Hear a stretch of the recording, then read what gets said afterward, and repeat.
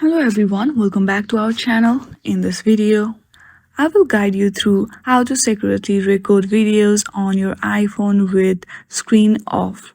For this, first of all, you need to go to your settings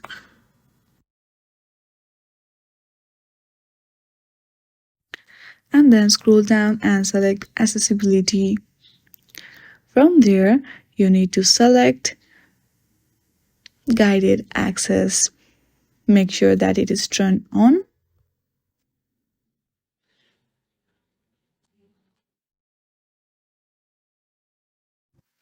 Then go back and then select accessibility shortcut. From there, select voice over. Now go to your camera and then click on the side button 3 times.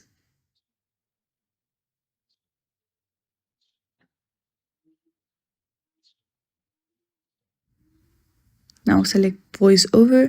Now you can simply turn off your screen and select 3 times the side button and secretly record videos on your iPhone with screen off.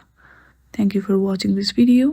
If you like this video, then please do not forget to subscribe our channel. Thank you for watching.